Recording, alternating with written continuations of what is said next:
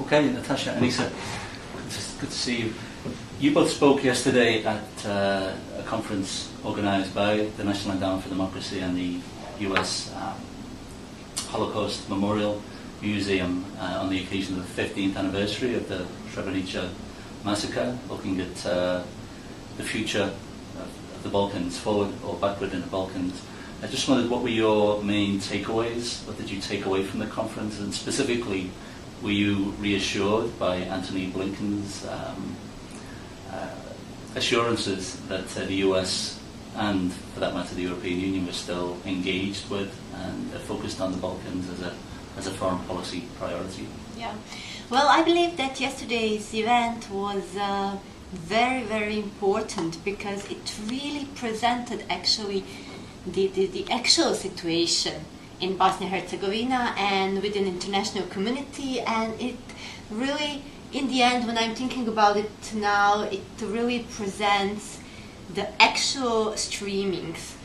So, in one side we had people from the region, Emir and myself from Bosnia-Herzegovina, Nataša from Serbia, with a common view on what is going on right now. There is, as we mentioned yesterday, there are processes going on in front of local judiciary that are determining the facts, and there are initiatives for the true fact dissemination, such as Nataša's and our organization as well. But on the other side, there is a lot of political propaganda within the media and within the civil society to blockade this kind of fact dissemination and to disseminate speech of hate, national rhetoric, and a lot of false information.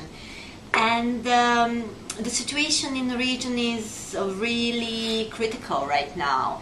Nothing is right in Bosnia currently, and there is still active propaganda in the world that Bosnia is fine, Bosnia is a wonderful place, flowers are blooming, people are living together.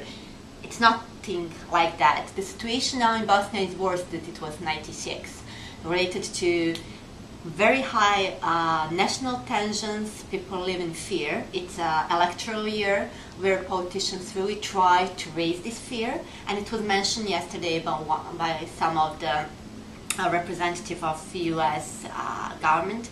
And the media is doing everything to create this fear, to raise these tensions, and to blockade any kind of information untrue. On the other side, there is international community that it's quite hesitating in doing something to sanction the public speech of hate and to sanction the really strong national rhetoric that is now going on publicly from our main politicians.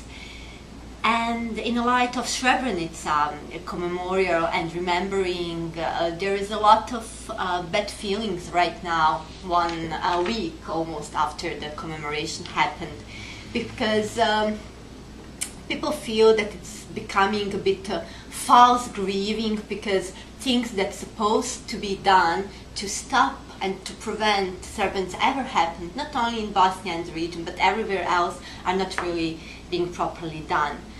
Also from the side of politicians in the region, but also from international community that is hesitating to do further steps.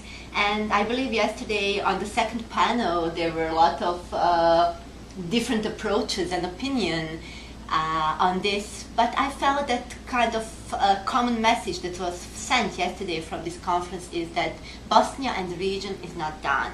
Bosnia is in extreme danger of a repeating kind of conflict if things are not solved properly right now, and the international community is somehow called, especially United States, to keep highlight on the Bosnia and Herzegovina, on the political situation, and to support the war crime trial and generally truth processes, facing with the past processes in Bosnia and Herzegovina and in the region.